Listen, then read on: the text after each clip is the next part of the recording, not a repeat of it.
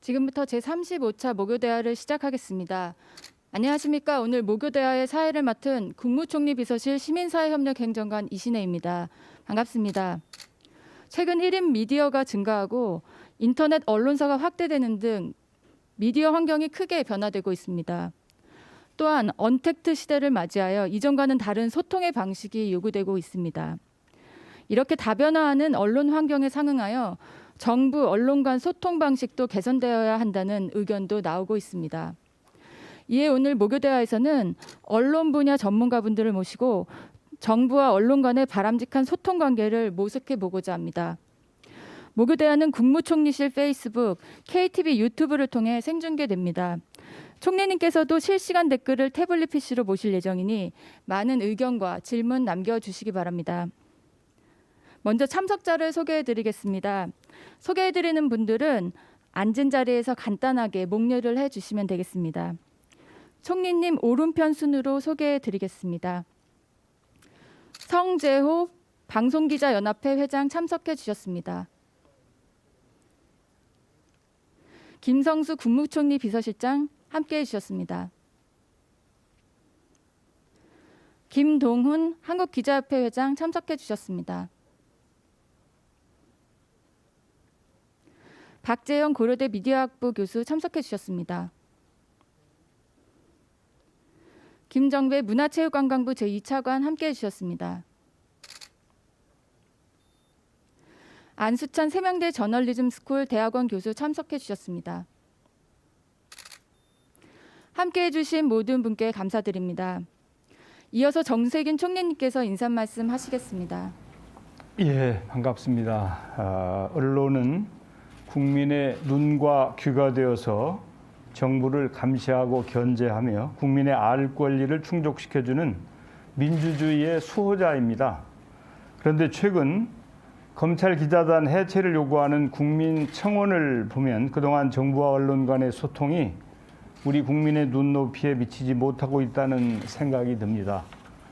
또한 뉴스의 생산, 유통, 소비의 전 과정에 디지털 기술이 활용되어 인터넷 언론사와 1인 미디어가 확산됨에 따라 정부와 언론 간 소통 체계가 좀 더 투명하고 개방적으로 개선되어야 한다는 의견도 커지고 있습니다. 어떻게 하면 정부와 언론 간의 기존 관행을 개선해서 언론의 독립성과 자율성을 높이고 보도의 신뢰도를 향상시킬 수 있을지 등을 고민해야 할 때라고 생각됩니다.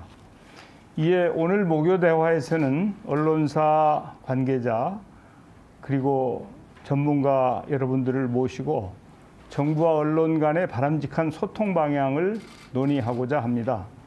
특히 일부 출입처와 기자단의 폐쇄적 운영이나 비밀주의에 입각한 엠바고, 백브리핑 등 국민의 알 권리를 왜곡하는 관행을 타파하기 위한 방안을 중심으로 이야기를 나누었으면 좋겠습니다.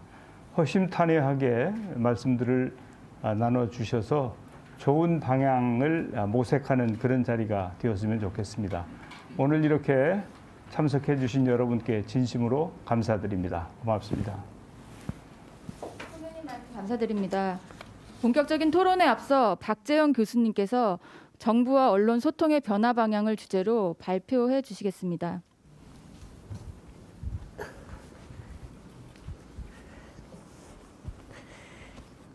예, 소개받은 박재영입니다.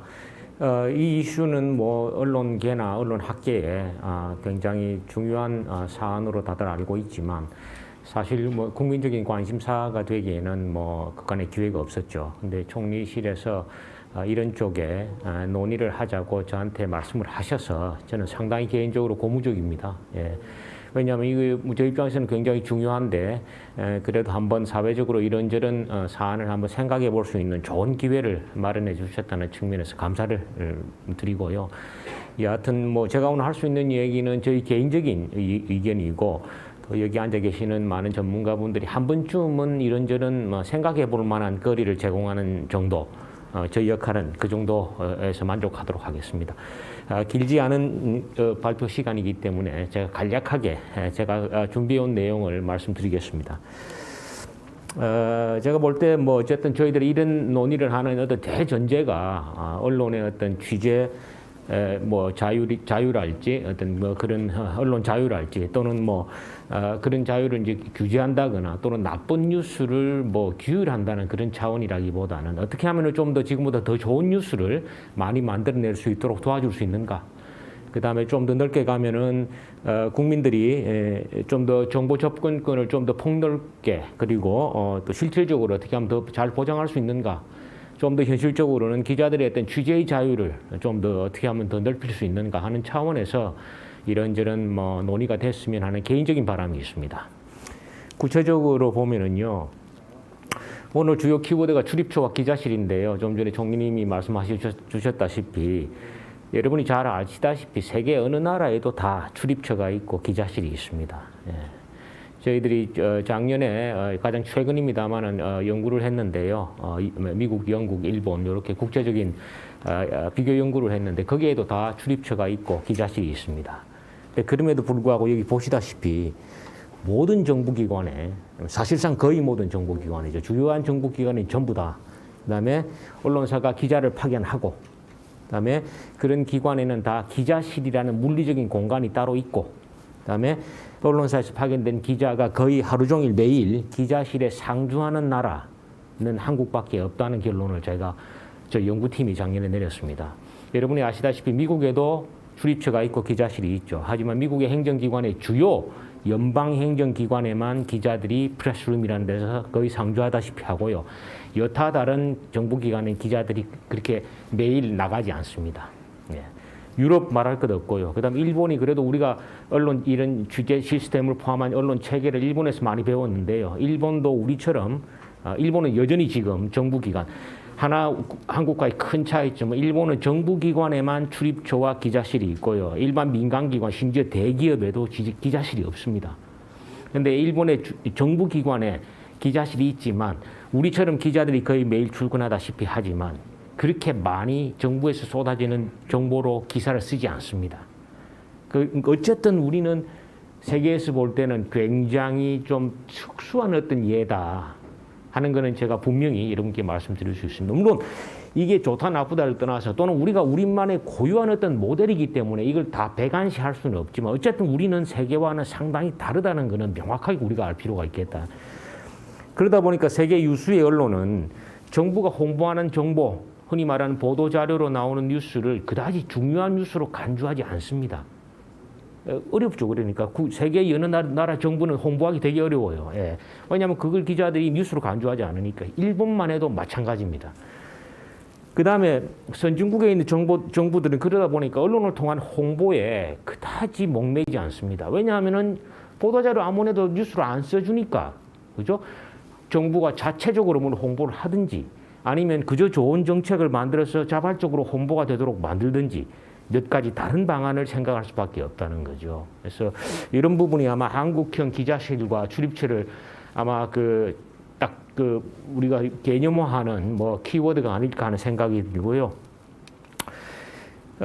그럼에도 불구하고 현행 시스템이 저희들이 뭐 언론에 뭐 이런 뭐 본격적인 취재 이런 그 역사가 한 100년 정도 되기 때문에 그래도 뭐 어떤 이유에서 이런 현재의 모양새를 갖추게 됐겠죠. 제가 볼 때는 뭐 분명히 어떤 장점이 있습니다. 언론 입장에서 볼 때는 뭐 여러분 다 아시다시피 어쨌든 뭐 기자 숫자는 적고 그리고 취재 재원이 그렇게 많지도 않은 상황에서는 효율적으로 취재를 할 수밖에 없으니까 가장 뭐 공신력 있는 정보를 가장 명확하고 또 체계적으로 제공해 줄 수 있는 주요 정부기관에 기자를 파견할 수밖에 없는 거죠. 그 다음에 정부에서 주기적으로 어떤 정보를 발표하면 기자들이 뭐 쓸데없이 과당 경쟁할 필요가 없잖아요. 특히 흔히 나오는 그런 엠바고 자료 같은 거는 그냥 때 되면 쓸만한 좋은 정보니까 이런 측면에서 볼 때는 언론 입장에서는 상당히 경제성 측면에서 기자실, 정부기관의 기자실에 기자를 파견하고 거기서 나오는 정보로 뉴스를 만드는 체계 자체가 그다지 나쁠 게 없다는 생각이 드는 거죠. 마찬가지로 정부 입장에서도 어쨌든 정부 정책을 홍보를 해야 할 필요가 있는데, 그죠? 그걸 언론을 통해서 하게 되면 굉장히 효율적이고 경제적인 거죠. 그 다음에 그런 정보를 한 번에 몰아서 동시에 공개하지 않으면 그 많은 기자가 개별적으로 다 이 담당하는 공무원을 접촉하게 될 텐데 그런 말하자면 어떤 소통 비용 같은 것도 줄일 수 있는 거고 제가 볼 때는 한국형 시스템은 어쨌든 한마디로 말하면 경제성 측면에서는 상당히 이익이 있다. 그렇기 때문에 이런 모델을 우리가 갖게 되지 않았을까 하는 생각을 할 수 있고요. 반면에 그 바람에 우리가 잃게 되는 것도 굉장히 많다는 것을 사실은 저희들이 정확하게 인식해야 되는데 사실 그 부분은 우리가 잘 생각 안 하려고 그러죠. 예를 들어서 언론 같은 경우에는 정부에서 나오는 정부가 무슨 말을 하는가, 정부가 어떤 자료를 내는가, 흔히 말하는 보도 자료에 뭐가 있는가 내용의 그 기자 언론이 조금 솔깃하다 보니까 실제로는 뉴스의 통제권을 사실은 정부 쪽에 넘겨주고 있는 상황입니다. 예. 뉴스라는 제품은 어쨌든 언론이나 기자가 독립적인 판단에 의해서 이슈를 설정하고 취재를 하는 건데 많은 뉴스의 소재와 취재가 정부를 통해서 나오기 때문에 정부 중심적인 어떤 세계관 속에서 뉴스가 나올 수밖에 없는 거죠. 그런 측면에서 어떤 제한점. 그다음에 취재의 범위도 근데 내가 교육부 출입 기자다 그러면 기자가 거의 매일 사실은 교육부라는 건물 안에 있는 셈인데요. 그러다 보니까 자기 취재 범위가 교육부라는 공무원들, 그다음에 교육정책이라는 그 범주 내에서 돌 수밖에 없는 거죠. 근데 여러분 잘 아시다시피 한국 교육의 어떤 교육과 관련 이슈가 어디에 있습니까? 제가 몸담고 있는 학교, 그렇죠? 초, 중, 고, 대학 같은 학교 현장의 교육의 이슈가 있거든요. 제가 몸담고 있는 그 대학만 해도 기자들이 큰 사건이나 나야 오지 안 그러면 일상적으로는 기자들이 오지 않습니다. 사실은 교육과 관련한 모든 이슈가 학교 현장에는 말하자면 학생, 교사, 교수, 학부모 여기에 이슈가 있는데 사실은 교육부 정책과 교육부 공무원들한테 지금 기자들이 매달려 있는 셈인 거죠. 그래서 그런 측면에서 볼 때도 뉴스의 범위를 굉장히 스스로 제한하는 것 아닌가. 그다음에 정부 쪽 기자들이 다 몰려 있으니까 뉴스가 비슷해지죠. 그다음에 그러다 보니까 또 약간 음성적인 관계도 만들어지다 보니까 이런 최근 같은 경우에 이런 언론 비즈니스가 상당히 왜곡되는 어떤 파이프라인이 되기도 합니다. 그래서 이런 폐해가 있고요. 정부 입장에서 볼 때도 과도하게 언론 뉴스가 어떻게 나는지에 대해서 관심 갖다 보면은 오히려 정부의 정책이라는 게 언론의 반응에 지나치게 좀 너무 많이 신경 쓰게 되지 않는가. 사실은 그럴 필요가 없을 수도 있는데, 그죠? 그 다음에 언론 대응도 어떻게 보면은 좀 PR 하시는 분들이 흔히 잘 비판적으로 얘기하는 거긴 한데 기사를 수정하고 삭제하고 제목 바꾸고 이런 쪽의 어떤 언론 대응, 언론 홍보 쪽이 오히려 발달하지 않았나. 오히려 더 어떻게 하면은 좋은 정책과 좀 흠결 없는 어떤 내용으로 기자나 언론을 설득할 수 있는 어떤 그런 홍보의 어떤 기법이나 노하우보다는 그죠? 부정적인 내용을 없애려는 쪽에 이런 쪽에 이제 홍보 역량 같은 게 더 강화되는 쪽, 약간의 왜곡이 있는 거죠. 그런저런 폐해가 있다는 것을 제가 조금 말씀드릴 수 있을 것 같고요. 그러다 보니까 사실은 한국의 언론은 어떻게 아주 정부기관 기자실만 좁게 놓고 보면은 기자실이라는 이런 울타리 안에서 사실은 기자와 정부기관이 서로 이 두 주체가 서로 만나서 뉴스가 만들어지는 구조입니다. 제가 이렇게 굳이 기자실을 물리적인 영역으로 네모로 상자로 만들어 놓은 거는 기자뿐 아니라 정부기관에 있는 공무원들도 사실은 기자실 밖을 잘 생각하지 않는다는 걸 강조하기 위해서 이렇게 네모 박스를 했습니다. 그 내용이 여기에 있죠, 그죠? 사실은 정부뿐 아니라 정부나 언론이 존재의 이유가 사실은 시민을 위한 거죠. 그게 우리가 흔히 말하는 민주주의고, 언론이 민주주의에 기여한다는 말은 항상 시민을 생각하고 시민을 위한 정보가 뭔지를 생각해야 되는데 지금 이 박스 내에서 과연 기자나 언론이 하루 종일 생각하는 어떤 대상이 시민인가 하는 데서 의구심을 저는 가지고 있습니다. 오히려 그보다는 출입처에 있는 사람들, 공무원들, 부처 이런 쪽을 더 생각하지 않을까. 그 바람에 지금 정부기관, 또 공무원들도 시민보다는 언론이나 기자를 먼저 생각하게 되는 상황이 있지 않을까 하는 측면에서 이 모델이 제가 볼 때는 그다지 바람직하지 않다는 거죠. 예. 그러다 보니까 뉴스나 정책 홍보도 동시에 공동으로 태화하고 있는 상황, 그런 상황이고요. 그다음에 무엇보다도 총리님이 모두에 말씀하셨지만 지금 이 시대가 디지털 모바일 시대인데 이런 아날로그 세팅에서 지금 뭔가 홍보를 하고 취재를 한다는 게 이게 제가 볼 때는 한 번쯤은 저희들이 정면으로 한번 이걸 재고해 봐야 될 시점이 분명히 왔다 하는 생각도 많이 들고요. 아마 결론적으로 말하면 아마 이 기자실을 깬다는 말이 조금 과격하면 어쨌든 기자가 기자실을 벗어나는 것. 정보기관에 있는 공무원들도 기자실을 벗어나서 시민을 생각해 보는 것. 그게 아마 제가 볼 때는 이 시대에 한국 언론, 나아가면 언론과 정부 관계에서 저희들이 한 번쯤은 심각하게 고민해 봐야 될 그런 이슈인 것 같습니다. 조금 더 이어서 가보겠습니다. 그래서 뭐 제 개인적으로는 사실은 이 모델은 수명도 이미 다 했고요. 그 다음에 여러 측면에서 볼 때 약간의 미흡한 점도 많기 때문에 어쨌든 저는 좀 바꾸면 좋겠다는 생각이 듭니다. 예. 우리가 언론 정보의 관계를 통상적으로 말할 때 이쪽 말하자면은 두 기관 중에 하나에 다른 기관이 완전히 종속되는 가장 나쁜 모델이 일방적 종속 관계고요. 그다음에 가장 바람직한 모델이 상호 독립적인 어떤 기관으로서의 주체로서의 어떤 입장을 유지한 가운데 건전한 긴장 관계를 유지하는 건데 한국의 정부와 언론은 제가 볼 때는 그 중간쯤 어디에 있는 호혜적 의존 관계 아닌가. 아마 일부 언론학자는 이런 표현보다 훨씬 더 부정적인 단어를 쓸 겁니다. 아마. 그럼에도 제가 볼 때는 이 호혜적이란 말이 어쨌든 상호간에 상대방에 약간의 특별한 혜택을 준다 이런 차원에서 볼 때는 이런 뭐 중립적인 표현이 괜찮을 것 같아요. 그래서 호혜적 의존 관계인데 이 관계가 뭐 안정적이고 좋긴 하지만 두 집단에 다 장기적으로 볼 때는 안 좋은 점도 많다. 그래서 저는 요 관계를 조금 바꾸면 어떨까 하는 생각이 듭니다. 그럼에도 불구하고 사실은 언론뿐 아니라 여기 뭐 총리님이나 차관님 계시지만 어쨌든 정부기관 쪽에서도 현재의 어떤 이 모델이 깨지거나 바뀌는 것에 대해서 그다지 원치 않습니다. 예, 왜냐하면 그게 바뀌게 되면 여러 가지 불편해지고 사실은 우리가 이제 뭐 어떻게 새로운 걸 뭐 해야 될지도 모르기 때문에 굉장히 거부감이 심할 텐데 그럼에도 불구하고 저는 뭔가 어떤 시도가 있어야 되지 않을까. 특히나 이거 지금 이미 문제점이 발생했죠, 그죠? 총리님이 아까 말씀하셨다시피 지금 기자실에 대한 어떤 뭐 소송까지도 지금 얘기가 되고 있고요. 그 다음에 출입 기자는 이미 과포화 상태라서 언제까지 저희들이 다 기자를 그럼 기자실에 받아줄 거냐 하는 것도 실질적인 문제점입니다. 그래서 한 두 가지 정도 제가 생각해 봤는데 이 역시 어쨌든 뭐 요 역시 뭐 제 아이디어입니다. 그래서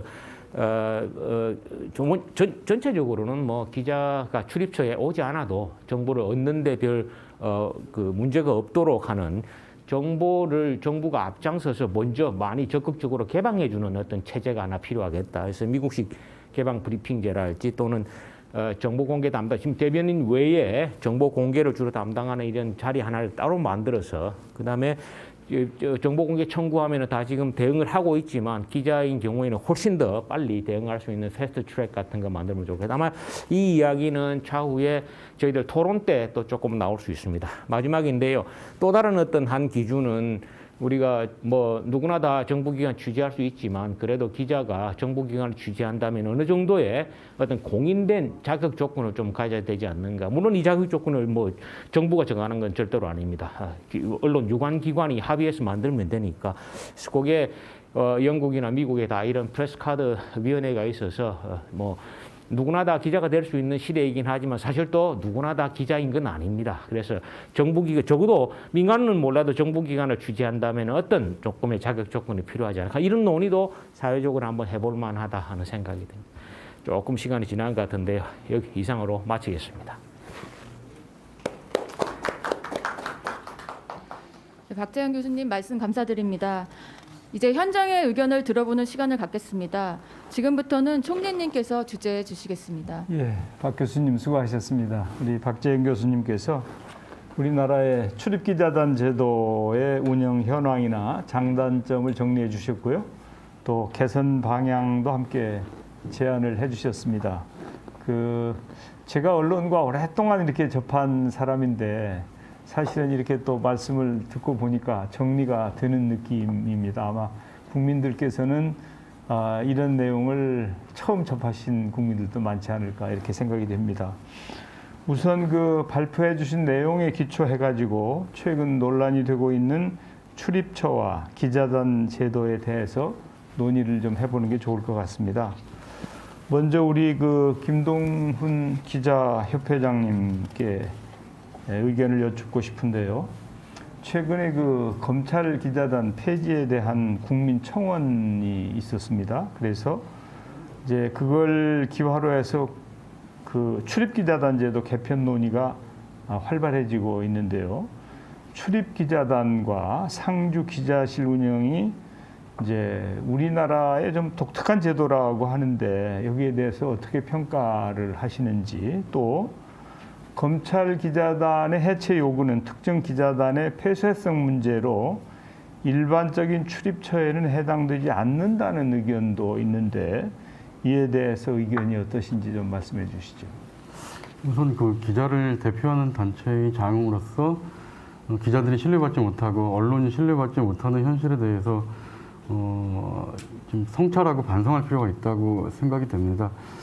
국민들이 언론에 부여한 것은 이제 그 여러 가지 사명감이 있을 텐데요. 특히나 국민의 알 권리를 보장한다든가 또 이 자본 권력이나 정치 권력에 휘둘리지 말라는 어떤 자세도 필요하고요.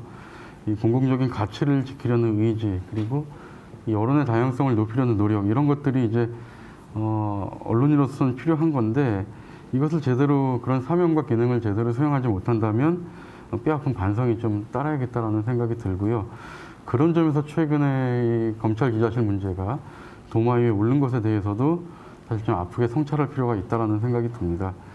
우선 이 출입처의 어떤 그 폐쇄적인 어떤 그 문화 자체는 분명히 바뀌어야 된다는 생각이 들고요. 박정희 교수님도 잘 지적해 주셨지만 일단 이 정보 적부성이라는 그 문제에 대해서도 굉장히 폐쇄적인 운영은 좀 바람직하지 않다라는 생각이 들고요. 모델이 된다면 이제 국회 어떤 브리핑룸 같은 그런 것으로 좀 바뀌어야 되는데, 이 과거 참여정부에서 추진했던 취재지원 선진화 방안, 이 방안에 대해서는 상당히 그 제도 자체는 좋았다고 생각이 듭니다. 그런데 문제는 정부가 너무 일방적으로 밀어붙이는 감이 있어서 언론과의 소통, 일선 기자들과의 소통 없이 밀어붙이는 바람에 일방통행식으로 진행되는 바람에 좀 큰 혼란을 야기했다는 생각이 들고요. 아울러서 검찰 기자실 같은 경우에는 굉장히 좀 말들이 많은데요. 우리나라 그 검찰 중심의 취재 문화 탓에 좀 기인한 게 많습니다. 이를테면 검찰도 그렇고 언론도 그렇고 어떤 피의자가 이 검찰에서 조사받을 때 실컷 이 여론 재판을 하죠. 그리고 나서 이 기소가 되는 시점에서 검찰이 법원으로 넘기는 시점에서 언론은 기사가 끝이 됩니다. 사실 그때 기사가 시작이 돼야 되거든요. 다시 얘기해서 공판 중심주의의 그 문화가 좀 정착이 돼야지만 검찰 기자실도 좀 바뀔 수 있다, 이렇게 생각이 듭니다. 그러면은 검찰 기자단에 대해서 문제 제기를 했는데 그 부분에 대해서도 우리 언론인들도 일리가 있다고 보시는 건가요?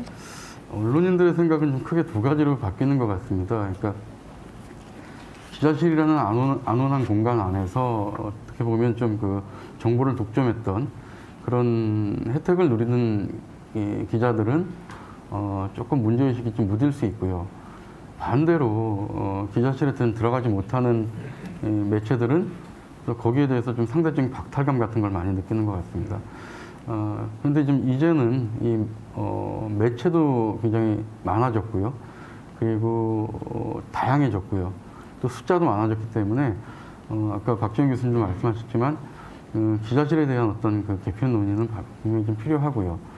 그런 점에서 저는 개인적으로 브리핑룸으로 전환해야 된다라는 그 소신을 가지고 있는데요. 문제는 이 브리핑룸으로 전환했을 때 과연 어디까지 개방해야 될 것인가, 합리적 개방 범위를 어떻게 둘 것인가라는 문제인데요. 지금 국회 같은 등록제로서는 굉장히 좀 위험하다.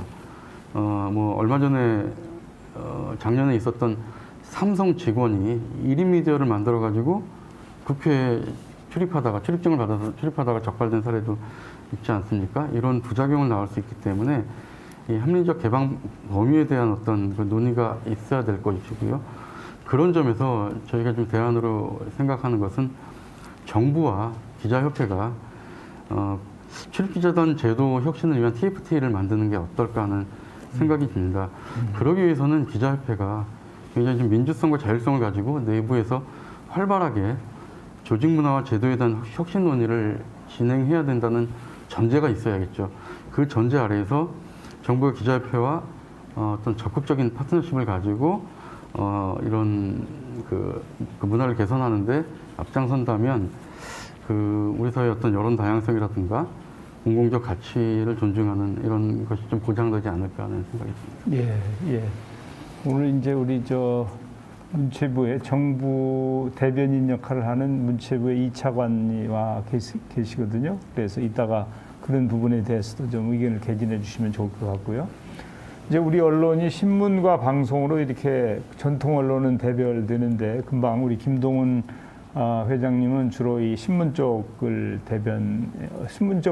대변하는 입장이고 방송기자연합회의 성재호 회장님께서 오늘 와주셨는데 현재 기자단 제도는 이제 군소 언론 표현이 좀 어떨지 모르겠습니다만은 좀 이제 작은 규모의 언론이나 또 일부 언론에 대한 취재 접근성을 제한하고 있기 때문에 출입 대상을 모든 언론사로 확대해야 한다는 주장이 있습니다. 하지만 보안 등의 문제도 있고 또 공간의 문제도 있어서 그건 좀 무분별하게 개방하는 건 어렵지 않냐는 그런 의견도 있는 것 같은데 출입처에 대한 그 합리적인 개방 범위 이게 어느 정도가 돼야 그게 현실적일까요?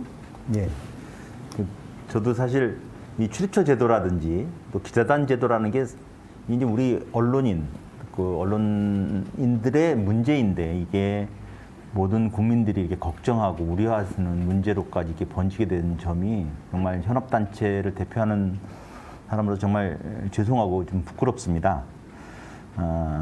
다만 이 언론의 관행이라든지 구조라는 것이 이 현업에 있는 기자들뿐만 아니라 경영적인 측면 그리고 시장적인 측면에도 굉장히 많은 요인들이 있다는 점을 좀 함께 이해해 주시면 감사하다는 말씀을 드리고요. 제가 지금부터 말씀드리는 건 어떻게 보면은 우리 언론 기자들의 입장에서 말씀드리는 거라서 조금 불편할 수도 있겠지만 좀 설명을 드리겠습니다. 저는 먼저 이 출입처 제도하고 기자단 제도는 좀 구분을 해야 될 필요가 있다고 봅니다. 출입처 제도는 뭐 아까도 박 교수님께서 설명을 해주셨지만 다른 나라에도 많이 존재하고 뭐 쉽게 얘기하면 각자의 취재 분야를 나눠서 정해놓고 그것과 관련된 정보를 다루는 기관에 등록하고 뭐 보도자료를 수령한다든지 뭐 이런 거를 말하는 거죠. 근데 이 기자단, 특히 출입 기자단은 이런 같은 출입 등록을 했다든지 하는 그 기자들끼리 소속은 다른데 모임을 만들어서 이게 효율적이고 정말 효율적이고 손쉽게 정보에 접근하고자 해서 만든 어떻게 보면은 일하는 방식인 거거든요. 그렇게 해서 쉽게 얘기하자면 가장 효율적으로 정보에 접근하고자 해서 기자단을 만든 것이죠. 그렇게 운영을 해온 것이죠. 그렇다 보니까 기자단은 원래 기본적으로는 배타적일 수밖에 없는 특성을 가질 수밖에 없지 않느냐 이런 생각은 같습니다. 다만 문제가 지금 되고 있는 것은 이 기자단이 그 출입처로부터 특혜를 제공받는 것이죠. 대표적인 게 이제 출입 등록 여부를 기존의 기자단한테 물어보고 결정토록 하는 것. 그 다음에 이 기자실, 기사 송고실이라고도 하지만 이 기자실을 배타적으로 공간을 사용하게끔 물론 이제 돈을 내고는 있지만 그냥 이 배타적으로 사용토록 이렇게 허용해 주는 거 있는 것이죠. 그런 부분에 있어서 이런 특혜를 제공받음으로써 생기는 문제들이 지금 발생하고 있다고 봅니다. 그래서 저는 아까 박 교수님께서는 좀 다른 의견을 말씀해 주셨지만 저는 기본적으로 원칙적으로는 이 출입처 개방 범위에 대해서 어떤 제한을 둔다든지 경계를 둘 수는 없는 게 원칙적인 답이 아닌가 이런 생각을 합니다. 또한 이 출입기자 만약에 그 출입기자에 대한 개방에 대해서 좀 제한적일 수밖에 없는 문제가 있다. 어떤 보안의 문제 이런 것이 발생한다면 그거는 온전히 좀 출입처, 출입기관에서 사실 판단하고 좀 책임져야 될 부분이 아닌가 이런 생각은 듭니다. 그래서 다만 이제 그 필요할 때 아까 말씀하신 것처럼 어떤 논의를 통해서 기존에 있던 기자들과 관련 기관 그 다음에 관련 학자들이 좀 논의를 통해서 좀 객관적이고 공평하게 적용할 수 있는 어떤 공개된 규정을 마련하고 그런 것들을 출입기자 등록 여부를 결정해 나가면 되지 않을까 이런 생각을 갖습니다. 예, 그러니까 지금도 출입 기자단 제도는 스스로 구성을 하고 운영을 하고 규율을 하고 그러는 거죠. 지금은 현재 원칙적으로 기본적으로 그렇죠. 네. 예, 예. 예. 그러면 우리 안수찬 교수님은 원래 오랫동안 언론에 기자로 활동을 하시다가 이제 이 학교로 이렇게 가셨는데, 그래서 이제 경험이 많으신데요. 이 기자가 출입처에 상주하고 편의를 제공받음에 따라서 정부 기관과 언론 간에 글쎄 표현이 좀 어떨지 모르겠습니다만 유착 관계가 발생할 소지도 있었던 것 아닌가. 제가 그 국회에 있을 때를 생각해 보면 일정한 요건을 갖춘 매체의 자유로운 국회 출입을 허용하는 등록제를 시행을 했었거든요. 물론 그래서 등록 기자 숫자가 엄청나게 많은 그런 문제는 있었지만 그래도 큰 문제 없이 상당히 안정적으로 이 제도가 정착돼서 운영이 되었던 것 같은데, 정부도 국회처럼 등록제를 도입을 하면 어떨까 하는 것에 대해서 한번 의견을 여쭙고 싶습니다. 그 총리님이 이제 국회의장님 시절에 하셨던 일을 이제 행정부 차원에서 대신 조금 더 섬세하고 디테일하게 확대 적용하시는 것에 대해서 저는 개인적으로 찬성합니다. 그리고 아까 모두의 박지원 교수님께서 이 자리가 참 고무적이라고 말씀하셨는데 그런 면에서도 참 정말 좋은 자리인데, 다만 그 박 교수님 말씀하신 내용도 그렇고 제가 이제 말씀드리고자 하는 내용도 그렇고 쉬운 일은 하나도 없을 겁니다. 왜냐하면 저희가 이제 언론을 제4부라고 하는데 입법, 사법, 행정을 나누어 봤을 때 총리님 말씀하셨던 것처럼 입법부는 어느 정도 브리핑제를 포함한 기자단 출입처 문제들이 약간 남아있긴 하지만 기본적으로 어느 정도 해소되는 편입니다. 사법부의 경우에는 그 선진화되지는 않았지만 이슈가 비교적 간단한 편입니다. 왜냐하면 재판 과정을 기록 공개할 것인가, 판결문을 어떻게 공개할 것인가의 문제이기 때문에. 문제는 대부분 이 출입처 및 기자단 문제는 대부분 행정부처에서 발생하고 있습니다. 한국 행정부에 대한 기자단과 출입처 문제에서 첫 번째 문제는 일관적인 기준이 없습니다. 예컨대 청와대와 총리실이 다르고 총리실과 각 부처가 다릅니다. 심지어 제가 알고 있기로는 서울정부청사와 세종청사의 기준이 다르고, 그래서 어떤 일이 벌어지느냐 하면 분명히 청와대 출입하고 있는 언론사의 기자인데 총리실에서는 출입 못하고, 세종정부청사에는 접근 가능한 매체의 기자인데 서울에 있는 청사에는 출입을 못하고, 심지어는 똑같은 문제가 총리실 기자단에서도 있다는 것을 저는 알고 있습니다.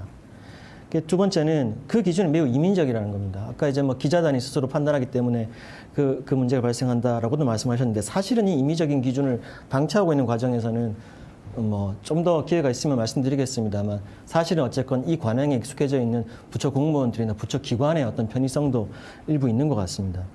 그래서 저는 그 총리님 말씀하셨던 것처럼 저는 등록제라는 표현이 이렇게 썩 적당한 표현은 아닌 것 같습니다만, 점진적이고 순차적으로, 이 말은 예컨대 총리실이 주도하고 선도하되 국방부나 외교부 같이 일정한 비밀 보장과 접근 권한에 제약이 있을 법한 부처들은 조금 후순위를 미루더라도 행자부, 문광부, 여가부, 노동부 등등을 위시한 주로 이제 내정과 관련된 부처들부터 총리님이 생각하시는, 또 이제 언론계 여러 또는 전문가들 의견을 수렴하셔서 정부가 선제적으로 이 문제를 좀 해결해 나갈 필요가 있다고 생각합니다.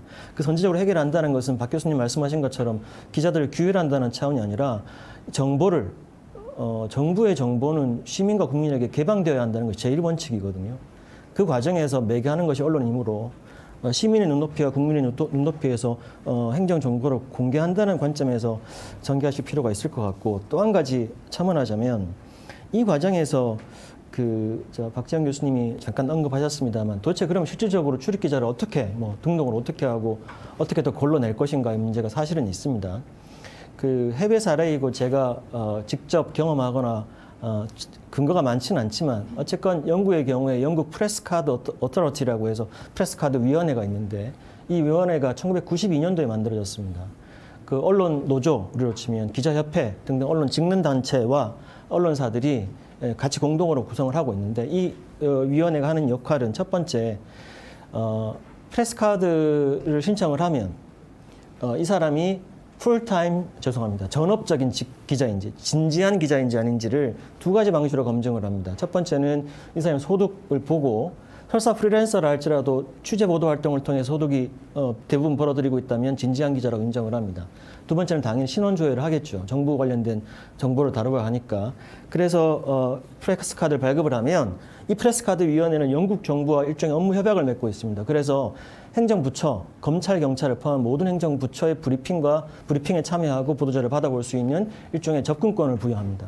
다만 이 프레스 카드는 2년마다 원칙적으로 갱신하게 돼 있고 당연히 사전 심사를 거치기 때문에 아까 말씀하신 뭐 불미스러운 전과가 있다거나 기사 그동안 써왔던 보도 내용에 문제가 있다거나 하는 등등의 이야기들을 언론 유관 단체와 전문가들이 일종의 사전에 검토할 수도 있고 중간에 심지어는 문제가 생긴 경우는 프레스 카드를 회수할 수 있는 권한을 갖추고 있습니다. 이 영국의 프레스 카드 위원회의 핵심은 일단 하나의 프레스 카드를 발급하는 권한을 기자도 아니고 정부도 아니고 그 중간 어딘가에서 공동으로 마련한다는 겁니다.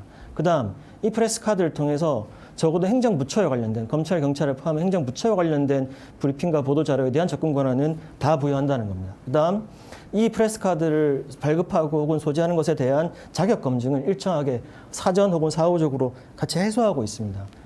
예컨대 총리님께서 이제 기왕에 이제 이런 논의를 시작하셨으니까 당장에 사실은 모든 부처에 걸쳐서 청와대를 위시한 모든 부처에 일괄되게 적용할 수 있을 만한 프레스카드 위원회 같은 제도를 만들기는 쉽지 않겠지만 우선 총리실부터 혹은 총리실이 당장 좀 먼저 선도하실 수 있는 일부 부처, 예컨대 국방부, 외교부 정도를 제외한 다른 부처부터 일관된 자격을 부여하는 어떤 위원회와 공정한 심사 조건과 그다음에 그것에 의해서 승인되어진 기자들에게는 가급적이면 그것이 개인이건 등록된 언론사의 개별 구성원이건 간에 브리핑과 보도자료에 대한 접근권을 보장하는 것, 그게 제가 생각하기에는 정답은 아니겠습니다만 제가 이야기로는 글로벌 스탠다드에 가까운 이야기입니다.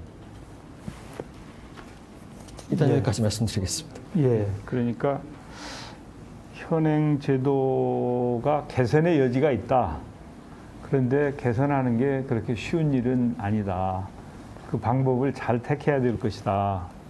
그리고 영국형 프레스 카드 제도 같은 거 그런 것도 이제 한국식으로 잘 해서 해보는 것도 한 방안이 아니겠느냐 그런 말씀이신 것 같은데 제가 듣기에도 상당히 그 일리가 있는 그런 제안이 아니신가 싶습니다. 김동훈 회장님.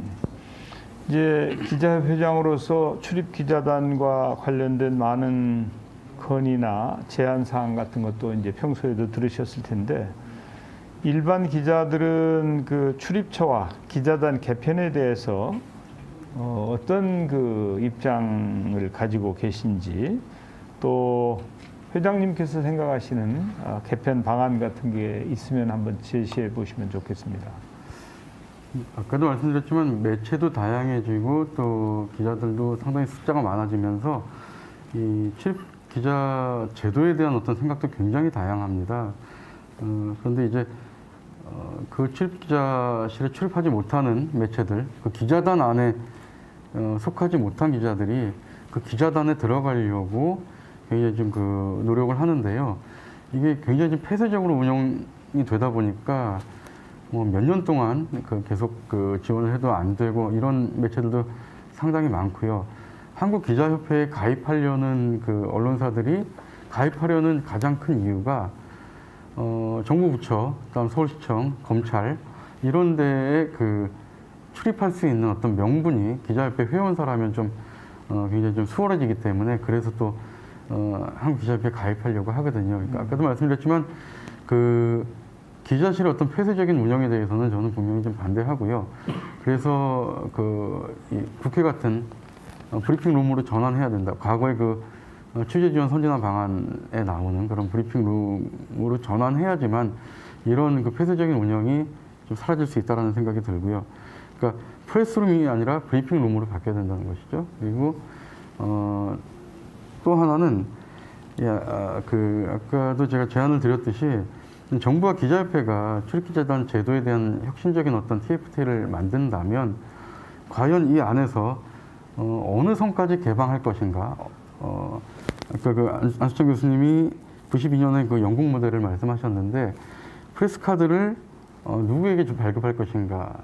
정보 접근권을 누구에게 줄 것인가? 라는 것을 이 정부와 기자협회건 언론노조건 이런 현업 단체들과 논의를 해가지고 이 결정했으면 좋겠다라는 말씀을 드립니다. 이것은 다시 얘기해서 제가 알기로는 문체부에 등록된 그 매체가 2만 개가 넘는 것으로 알고 있거든요. 그런데 그 중에서 기자협회에 가입된 언론사는 200개가 채 안 됩니다. 100분의 1이 안 되거든요. 2만 개의 매체에 모두 정보 접근권을 줄 수는 없는 것이죠. 그렇다면 어느 매체가 건강하고 어느 매체가 가짜뉴스 양산하지 않고 어느 매체가 정말 건강한 뉴스를 많이 만드느냐라는 것을 그 잣대의 기준으로 삼아야 되는데 한국기자협회 회원사들을 그 기자협회에 가입 신청을 받을 때 신규 회원사 심사를 그 기준으로 하고 있거든요. 그렇다면 기자협회가 됐건 언론노조가 됐건 거기에 소속된 언론사들은 일차적으로 좀 검증이 됐다라는 어떤 그 매체다 이렇게 보고 거기에 들어오지 못한 기자협회나 언론노조에 속하지 못한 매체들은 가입하기 위해서 더 건강해질 것이고 가짜뉴스 만들지 않을 것이고요. 또 들어왔다고 해서 다가 아니라 언제든지 퇴출시킬 수 있다는 건 이를테면 정말 불건전한 기사를 양산한다든가 건강치 못한 어떤 기사를 쓴다든가 그리고 노사 문제가 있어서 정말 그 경영진이 편집권에 심대한 침해를 했다든가 이런 문제들이 발생했을 때 그런 매체들은 퇴출시킬 수 있는 또 퇴출 구조도 좀 만든다면 일정한 어떤 가이드라인이 되지 않을까 하는 생각이 듭니다. 예. 그래요. 한번 잘 검토를 해보는 게 좋을 것 같습니다. 우리 송재호 회장님, 기자단을 유지를 하더라도 일부 잘못된 관행은 꼭 좀 바꿔야 된다는 그런 의견도 있는 것 같습니다. 그래서 출입 매체를 기자단이 자체적으로 선정을 한다든지 기자단이 아니면 기자실을 사용하지 못하고 백브리핑에도 참석할 수 없는 등의 한계를 지적하기도 하는데요. 공정하고 합리적인 취재 환경 조성을 위해서 혹시 이런 관행은 좀 꼭 고쳐야 되겠다고 하는 그런 부분은 혹시 없을까요? 예. 사실 앞서도 상당 부분 말씀드린 것처럼 저는 기자단에게 제공하는 이 차별적인 특혜는 없애야 된다고 생각을 합니다. 사실 좀 맘만 먹으면 어떻게 보면 금방 없앨 수도 있는 문제가 아닌가 이런 생각도 듭니다. 과거엔 이런 주장들을 많이 했어요. 이른바 극단적 성향의 매체라든지 아니면 사이비 언론이라고 많이들 했었었죠. 그런 거에 대한 판단을 출입기관이 직접 하기보다는 언론 스스로한테 맡겨놨던 거죠. 근데 지금 시대에는 이런 것들이 사실 맞지 않는 부분들이 많습니다. 어디까지 언론으로 볼 수 있느냐. 지금 이 디지털 환경 속의 언론이 새롭게 규정되고 있는 상황에서 여러 가지 문제가 발생할 수밖에 없다. 그렇기 때문에 모든 매체 그리고 모든 기자들이 같은 환경과 어떤 같은 조건에서 출발해서 취재할 수 있도록 특히 정부기관 같이 이런 공적 기관이라면 더욱 그런 환경을 조성할 수 있도록 좀 노력해 주십사 하는 바람이 있고요. 하지만 우려도 있습니다. 사실 모든 매체, 모든 기자에게 출입 등록이라든가 기자재 사용 등을 다 개방해서 한다면은 그렇게 운영한다면 실제로 공정한 취재 기회의 보장으로 이어질까? 라는 생각도 사실 듭니다. 저는 상당 부분 그렇지 않다라는 생각도 같습니다. 출입처의 취재원들은 역시 또 각 언론사에 대한 판단도 다를 거고 또 평가도 다를 거고 또 선호도도 있을 거고요. 그거에 따라서 취재의 기회를 제한할 수도 있다. 가령 백브리핑 같은 경우도 지금은 기자단 전체가 갖는다고 하지만 선별적으로 이루어질 수 있는 가능성도 있고요. 저는 이런 특혜가 없다는 것을 전제로 할 때 사실 기자단을 유지한다는 거 또는 해체하라는 거는 사실 스스로 매체와 기자들이 스스로 결정할 문제라고 생각을 합니다. 그 부분은요. 다만 출입 제도를 바꾸는 거는 다른 문제겠죠. 그리고 이런 이 기자단 유지나 해체는 기자들의 자율적인 영역이라고 생각하지만 때로는 이 기자단이 갖고 있는 기능들도 있다고는 생각합니다. 왜냐하면 취재 대상이 특히 출입처에서 곤란한 취재를 어떤지 방해한다든지 회피한다든지 또는 거짓으로 응답하는 경우 심지어 그런 경우에 어떤 단체로 대응하는 수단으로 사실 활용되는 경우도 가끔 있기 때문입니다. 결론적으로 사실 이 공정하고 합리적인 이 취재 환경 조성은 저는 기자단에 대한 일단 기존의 특혜를, 차별적인 특혜를 없애는 데서 출발해야 된다는 건 너무 당연하고요. 동시에 아까 그 안수찬 교수나 박지영 교수님이 말씀하신 것처럼 그런 논의를 통해서 그 공평하고 공정한 룰을 만들어 나가는 거. 하지만 저는 역시 결국은 최종적인 책임과 결정은 해당 출입처에서 져야 되지 않을까라는 생각을 갖고요. 동시에 이 공공기관이 사실 공개할 수 있는 모든 정보를 좀 신속하고 또 정확하게 좀 그리고 공정하게 제공하고 책임 있게 답변하는 데서 이 기자단 문제 또 출처 문제를 해결하는 출발점으로 삼아야 되지 않을까 이런 생각 같습니다. 예. 개방을 하더라도 최소한의 규율과 뭐 이 그런 게 필요하지 않느냐 하는 그런 시각도 있으신 것 같습니다. 그 우리 저 안 교수님, 우리 저 박재영 교수님께서 출입처 제도 개선 방안 중에 하나로 미국식의 그 개방형 브리핑 제도나 정보 공개 담당관을 신설한다든지 또 정보 공개 패스트 트랙 제도 등을 제안을 하셨는데요. 그 시민의 정보 접근성을 폭넓게 보장하기 위해서 정부가 가장 시급하게 개선해야 할 것은 무엇이라고 생각하십니까? 미국의 것이 항상 이제 올바르고 옳은 것은 아니고 설사 올바르다 해도 이제 한국이 가지고 있는 특성 때문에 참조만 해야 되겠죠. 지금 오늘 이 자리에서 사실 굉장히 빈번하게 나온 단어가 브리핑이라는 말인데 브리핑이 뭔지 관련한 걸 바로 알아볼 수 있는 방법이 있습니다. 그 미국 백악관 대변인실 브리핑 컨퍼런스 뭐 이렇게 검색해서 들어가 보시면 바로 어제 2월 17일 미국 현지 시간은 지금 이제 날 지나서 18일 새벽이겠습니다만 오후 1시 11분부터 2시 7분까지 대변인이 직접 브리핑을 했습니다. 한 3-4시간 뒤에 속기록을 올렸는데 제가 오는 길에 계산해 봤습니다. 200자 원고지로 약 240장 분량이고 질문은 약 60여 개가 나왔습니다. 마침 어제는 대변인이 미국 백악관의 부안보 보좌관을 대동하고 안보 관련된 현안들을 즉석에서 이렇게 묻고 답했습니다. 브리핑이라는 건 뭐냐 하면 특히 이제 미국 백악관 브리핑의 핵심은 아까 박 교수님께서 다른 부처의 기자들 다 안 나간다 이야기가 왜냐하면 미국 백악관 브리핑은 첫 번째 매일 열립니다. 토요일, 일요일 제외하고 12시에서 1시 정도에 시작되는 것 같습니다. 1시간 정도 진행되는 것 같습니다. 자, 그 다음 이 백악관 브리핑은 백악관의 내부의 이야기를 물어보는 자리가 아니라 행정부의 모든 사안을 물어보는 자리입니다. 따라서 필요하다면 사전적으로 선제적으로 대변인이 직접 장관이나 보좌관, 담당 보좌관들 데리고 와서 충분히 브리핑합니다. 그 다음 그 브리핑에 참석하지 않았더라도 아마 실시간 트리밍도 되는 것 같고 어쨌건 3-4시간 이내에 속기록을 다 3-4시간 이내에 속기록을 공개를 합니다. 모든 질문과 응답을요. 만약에 이런 체제가 도입이 된다면 매일 게다가 열리는데요. 물론 전제 조건들이 몇 가지가 있겠죠. 대변인이 사실상 행정부의 모든 현안들을 제대로 파악하고 있어야만 합니다. 이 전통 형성된 이유는 원래 미국의 경우에 19세기 후반부터 대통령이 매일 기자들과 만났습니다.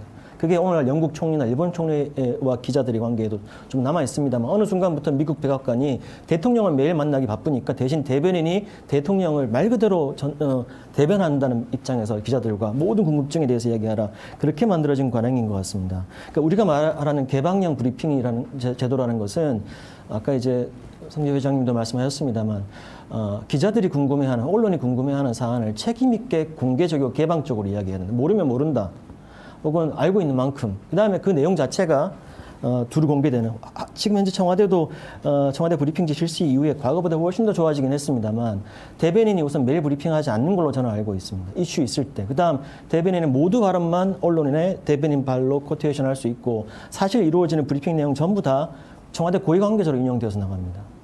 게다가 물론 한국의 기자들이 수준이 조금 낮은 측면이 있죠. 질문 제대로 못하는 측면도 있습니다만 서로 아까 박지영 교수님 말처럼 언론과 공보의 수준이 같이 후퇴하고 있는 것 같습니다. 그러니까 브리핑 제도를 실시한다는 것은 예컨대 어떻게 들리실지 모르겠습니다만 총리실 차원에서라도 적어도 아까 말씀드린 국방, 외교 등등을 제외한 나머지 사안에 대해서는 뭐 매일까지는 아니더라도 격일 혹은 일주일에 한 번이라도 개방적이고 속기록을 수반하는 브리핑 제도를 선제적으로 도입하시는 것도 나쁘지 않을 것 같습니다.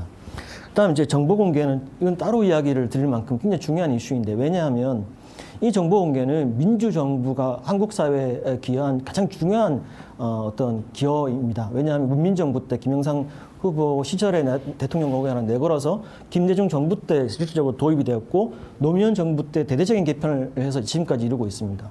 이 정보 공개의 핵심은 퍼블릭 액세스입니다. 모든 시민이 그 정부 혹은 권력에 관련된 정보는 접근할 수 있도록 하자라고 만들어졌는데 실제로는 이게 지금 문재인 정부 이르러서 어떻게 운영이 되고 있는지에 대해서 제가 잘 몰라서 그런지 알려진 바가 많지 않은 것 같습니다. 혹시 그냥 정체되어 있는 상태가 아닐까요? 이게 어떤 문제가 있느냐 하면 첫 번째, 현행 규정으로도 정보 공개 청구하면 10일 동안 공개 여부를 결정하게 돼 있고 심지어 플러스 10일에서 20일 뒤에 공개 여부를 결정하는데, 두 번째, 결정이 어떻게 나누냐면 대부분 비공개, 극소수 일부 부분 공개.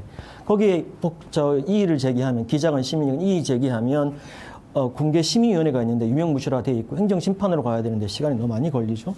그러니까 지금 정보공개라는 제도 자체가 민주정부가 만들어 놓은 중요한 제도인데 유명무실화 되어 있습니다. 이 정보공개를 패스트트랙으로 하자는 건 우선 그 기자들이 가지고 있는 여러 가지 궁금증과 질문들을 개별 접촉과 그 대면 접촉의 방식으로 아날로그적인 방식으로 풀려고 그러지 마시고 말 그대로 좀 더 신속하게 실제로 그 언론에 관련된 그 특책을 만들자 정보공개법에라는 제안은 노무현 정부 때 법학자들이 이미 제기했던 사안입니다. 다만 이제 그 뒤로 논의가 진전된 바는 없었지만 그 과정을 통해서 언론이 일일이 기자실 혹은 출입처 오지 않더라도 필요한 정보들 받아볼 수 있게 하자라는 게 이제 정보공개 패스트트랙이고, 그 다음에 이제 정보공개 담당관을 두자는 것은 정보공개 제도 자체는 모든 시민들이 누릴 수 있는 권리이고 그걸 정부가 보장해야 되는 것은 맞지만 어쨌건 주로 이 제도를 활용하게 될 것은 언론이므로 아까 말씀드린 그런 프레스카드위원회에서 발급받은 프레스카드를 갖고 있는 기자들의 경우에 대해서는 좀 전문적으로 정보관계 담당관, 대변인은 워낙 바쁘시니까요. 공보실장님 계십니다만 실장님도 또 바쁘실 테고 정보공개 담당관을 따로 두는 정도는 총리 훈련 정도로도 지금 뭐 시작할 수 있지 않을까. 제가 뭐 법제는 잘 모르겠습니다만.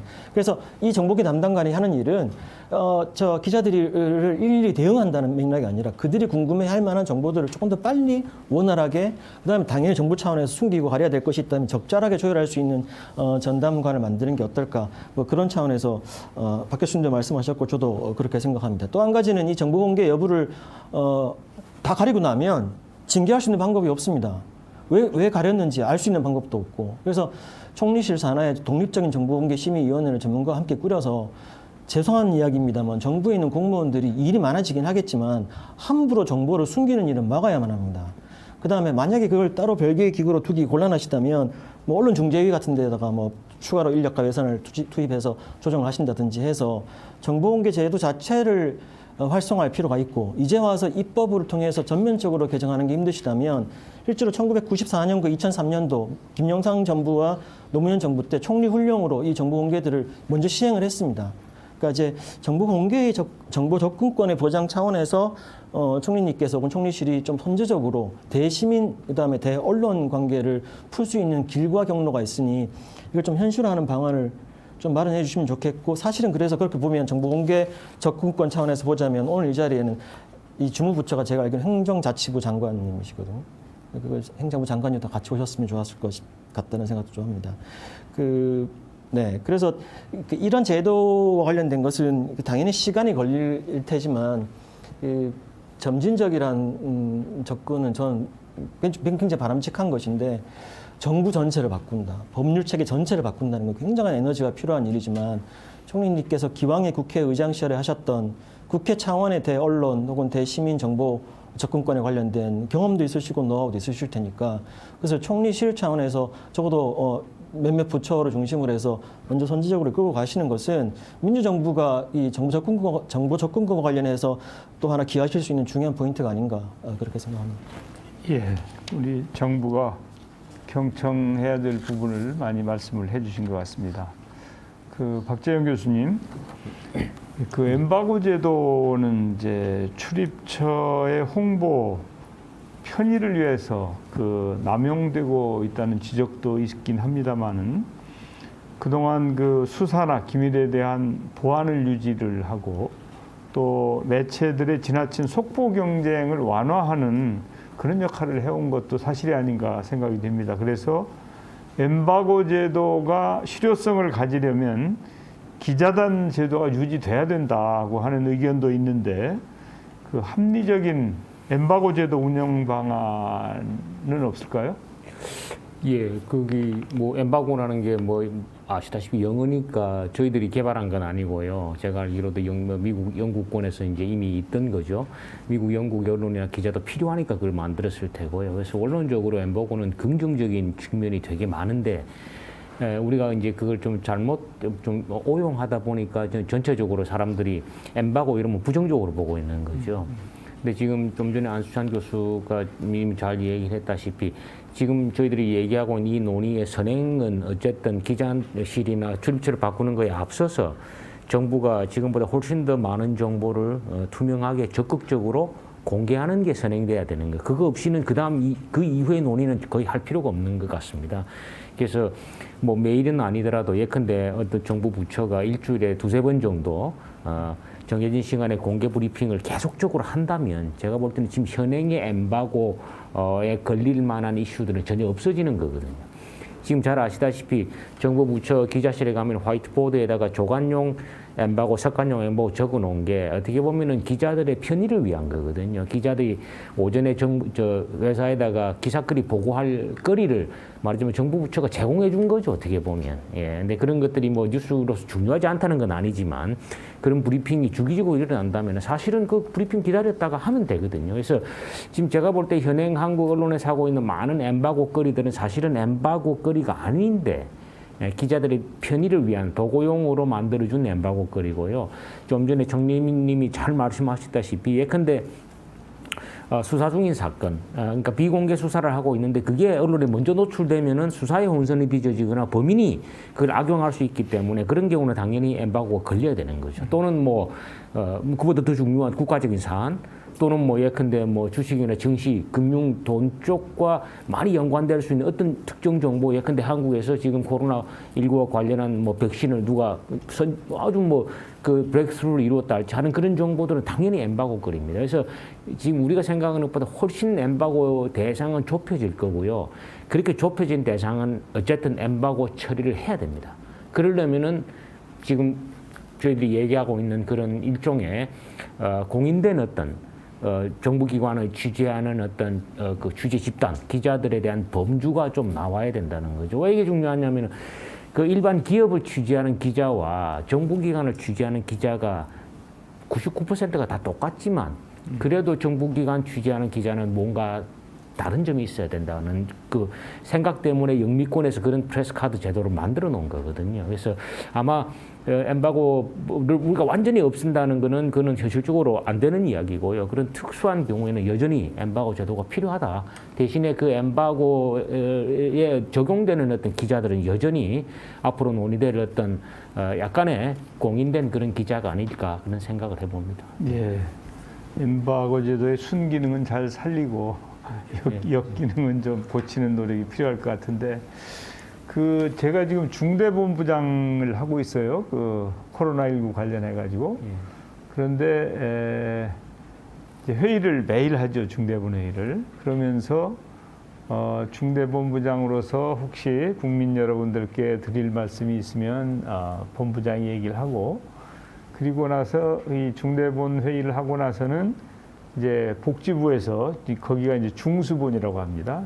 복지부에서 브리핑을 하고 또 질병청에서 또 브리핑을 해요. 거기는 이제 방대본이라고 얘기를 하는데 그래서 이렇게 쭉 보면 지난 1년 동안에 우리가 코로나19를 그 핸들하는 과정에서 정부에 대한 신뢰가 다른 어떤 부분보다도 높았다고 보여지거든요. 그래서 그것은 이렇게 그 투명하게 아무것도 숨기지 않고 있는 그대로 국민들께 다 보고를 해드린 그러니까 이 브리핑 제도를 아주 그 활성화하면서 또 숨김없이 이게 다 했던 게 아마 그런 원인이 되지 않았을까. 그래서 이제 그걸 이제 투명하게 했다 우리 정부가. 그리고 투명하게 하니까 국민들께서 똑같은 정부인데도 어떤 부분은 불신하는데 이 부분은 신뢰를 하시더라. 그런 교훈 같은 것을 우리가 얻은 측면이 있어요. 그래서 하여튼 그 주신 말씀들 중에 저희들이 잘 참고하고 잘 개선해야 될 점이 있지 않나 이렇게 생각이 됩니다. 지금까지는 이제 출입 기자단 제도 개편 방안에 대해서 논의를 해보았습니다. 이제 언론의 자유를 보장하고 공정한 취재 환경을 조성하기 위해서 많은 연구와 고민이 필요하지 않을까 이렇게 생각이 되는데요. 그러면 이 논의를 좀 더 확장을 해서 언론 환경 변화에 따라서 정부와 언론의 소통 방식이 어떻게 개선돼야 하겠는가 하는 이 변화된 언론 환경 하에서의 소통 방식 이런 부분에 대해서 좀 의견을 나눴으면 좋겠는데요. 이제 우리 그 문체부의 김정배 차관님, 디지털 기술이 발달을 해서 언론 매체가 다양해지고 있지 않습니까? 그래서 뉴스 보도의 중심이 기존의 신문 방송에서 인터넷으로 옮겨지고 유튜브 등을 활용한 1인 미디어도 확대가 되고 있습니다. 대국민 소통의 중심 부처로서 디지털이나 AI 시대에 대응하고 국민의 알 권리를 증진하기 위해서 어떤 노력을 우리 문체부는 하고 계신지, 그리고 앞으로의 언론 소통 활성화를 위한 계획이 있으면 그런 부분도 좀 말씀해 주시면 좋겠습니다. 예, 두 가지 사항에 대해서 말씀 주셨는데요. 나누어서 답변 드리도록 하겠습니다. 먼저 디지털 환경 변화에 따라서 이 정부에서는 어떤 노력을 기울이고 있는지에 대해서 물으셨습니다. 저희 문화체육관광부에는 이제 국민소통실이 있습니다. 말 그대로 정부가 국민과 또 언론과 어떻게 여하이 원활히 소통을 하겠냐 하는 그걸 고민하고 있는 조직입니다. 이 국민소통실에는 이제 국민소통실은 3개의 국으로 이루어져 있는데요. 이 중 하나가 바로 디지털 소통국입니다. 18년 7월에 기존에 청리께서 말씀하셨다시피 기존에 이제 신문 방송에서 인터넷 등으로 이 언론의 중심이 이제 이동되고 있는 그런 현상을 반영하여 신설했다고 할 수 있겠습니다. 정부 여러 부처에서도 이렇게 변화된 소통 환경에 발맞추어서 디지털 소통 팀을 운영하고 있습니다. 한 3명 내외로 해서 운영하고 있는데요. 18년에는 기재부 등 해서 한 12개 부처, 19년에는 산업부 등 해서 18개 부처가 이미 디지털 소통 전담 조직을 만들어서 운영 중에 있고, 금년에는 15개 팀을 더 신설할 계획이 있습니다. 각 부처에 소속되어 있는 디지털 전담팀은 디지털을 통해서 여론을 수렴하고 이 여론의 뜻이 무엇인가를 파악을 하고, 그리고 여기에 맞추어서 올바로 어떻게 하면 대응할 수 있을 것인가 하는 일을 하고 있습니다. 정확한 여론 분석을 위해서는 현재 빅데이터를 적극적으로 활용하고 있고요. 다양한 매체별로 거기에 맞춤 맞는 그런 온라인 채널도 함께 운영하고 있습니다. 이 온라인 채널에 유통될 수 있는 관련 콘텐츠들도 함께 제작하는 등의 여러 가지 변화하는 환경에 맞는 소통에 힘쓰고 있다 하는 말씀을 드립니다. 물론 이와 함께 기존의 매체인 신문방송을 통해서 정책 소통을 하는 것에도 함께 노력하고 있다는 말씀드립니다. 그다음 두 번째로 향후 언론 소통 활성화를 위한 계획은 무엇이냐 이렇게 물으셨습니다. 저희 국민소통실에서는 대국민 그리고 대언론 소통의 방향을 정부가 추진하는 여러 정책들이 개방성, 투명성, 민주성을 높여갈 수 있도록 적극 지원하자 하는 쪽으로 그 방향을 잡고 있습니다. 정부 정책을 바르게 알리자는 것이 이제 개방성이고요. 잘못된 정보에는 투명하게 대응을 하자는 것이 투명성입니다. 국민의 여론을 제대로 수렴해서 정책에 반영할 수 있도록 소통 분야가 역할을 다하자 하는 것이 바로 민주성 부분이 되겠습니다. 바르게 알리고 투명하게 대응하고 또 경청하고 그래서 정책에 반영하는 소통을 이제 정부는 계속 해나가고 있다는 말씀드립니다. 대표적인 소통 사례 하나 들어보겠습니다. 방금 전에도 총리께서 코로나 상황에서의 그 소통에 대해서 말씀하셨는데요. 거기 덧붙여서 더 얘기를 이어가면 작년부터 이제 계속되고 있는 이런 코로나 상황을 이겨나가는데도 이 소통이 매우 중요한 한 축을 형성하고 있다. 그렇게 얘기할 수 있겠습니다. 이런 위기 상황에서는 무엇보다도 여러 주체 간의 이제 신뢰를 아주 튼튼하게 구축하는 것이 이제 중요한데요. 무엇보다도. 그러해서 이제 저희들은 말을 좀 만들어봤는데요. 이제 신뢰를 뜻하는 이 영어 단어 트러스트의 각 철자를 이제 두 문자로 해서 5가지의 이제 코로나19 소통의 방향을 설정해서 지금 계속해서 실행을 하고 있는 중입니다. T는 트랜스페어런스, 투명성으로 방역에 필요한 정보를 투명하게 관리하자는 것이고요. R은 신속성, 급변하는 방역에 관한 상황, 그리고 뭐 정보 감염증에 이제 신속하게 대응을 해보자는 것입니다. U는 이제 함께 가자는 것으로 자발적인 연대와 협력 활성화가 절실하다는 것이고요. S는 이제 스마트로 해서 디지털 소통을 강화해 나가는 것이 필요하다는 것이고요. 마지막으로 T는 국민 모두가 방역 주체가 될 수 있도록 사례 깊게, 소트풀하게 깊게 소통하자는 그런 내용입니다. 그동안 국민 여러분들께서 이제 정부가 제공하는 정보를 믿고 그리고 방역 수칙을 그에 따라 준수해 주셨고 덕분에 캠페인 등 이웃과 공공의 선을 위한 자발적인 연대와 협력을 보여주셨습니다. 국민 여러분들의 노력 덕분에 이제 우리가 봉쇄 조치 없이도 여러 많은 선진국보다 훨씬 낮은 확진자 수를 유지할 수 있게 되는데요. 위에 말씀드린 바대로 투명, 신속, 자발적 협력, 디지털, 배려를 기반으로 해서 비단 이 코로나 분야뿐만 아니라 한국판 뉴딜이라든지 탄소 중립 등 여러 사안에 대해서도 계속 노력을 경주해 갈 것이고요. 궁극적으로는 이 정책에 대한 국민의 신뢰성을 높일 수 있을 것이라는 굳건한 믿음을 가지고 있습니다. 이에 바탕에서 소통에 계속 매진하고 있다는 그런 말씀을 드립니다. 예, 참 그 쉽지 않은 환경에서 우리 문체부가 고생하고 계신데 하여튼 국민과 소통에 성공하지 않으면 정부가 성공할 수 없기 때문에 더 좀 잘 해주셔야 되지 않을까 싶고요. 우리 성재호 회장님께 하나 더 여쭤보겠습니다. 정책 홍보나 언론 소통과 관련해서 기존의 보도자료 배포 중심에서 벗어나서 좀 더 다양한 방식의 소통 방법이 있어야 되겠다는 얘기도 있는데 혹시 뭐 다른 좋은 방법이 있을까요? 예, 글쎄요. 사실 뭐 이미 이 정부 기관은 물론이고 뭐 많은 공공기관 그리고 기업체들도 마찬가지지만 이제는 이제 언론을 거치지 않고 직접적인 소통을 국민과 그리고 시민과 하고 있는 상황이죠. 사실 뭐 여기에 대해서 언론이 이제 과거처럼 더 이상 어떤 그 소통의 매개 역할을 독점한다든지 그런 거를 하지 못한다는 너무 자명한 사실이어서 어떤 뭐 제언을 드리기가 참 그런 입장이 좀 있고요. 다만 저희 언론 입장에서는 정책 홍보라는 이런 측면하고는 좀 다른 관점을 가질 것 같습니다. 언론은 이 정부나 공공기관은 정책 홍보라는 측면에서 접근하겠지만은 저희는 좀 더 다른 어떤 우리 민주적 공동체 유지를 위한 어떤 이 정보 공급자로서의 역할, 시민의 알 권리에 대한 역할 이런 것들을 더 우선시할 수밖에 없다 보면 또 갈등이 불가피한 측면도 있을 것 같습니다.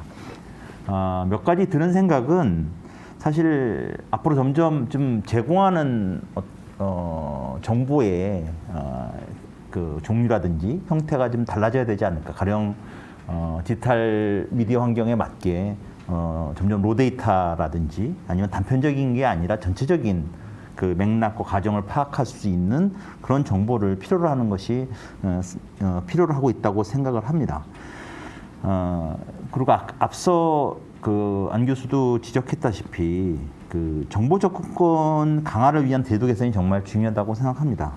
사실 제 개인적인 경험이 참여정부 말기에 기자실 문제를 개혁을 하면서 당시에 정부 측 제안으로 정보공개법 개정 논의를 했었습니다. 그때 제가 기자단체 추천으로 참여를 했었고 학계에서도 참여하고 시민단체도 참여하고 당시 행자부 차관이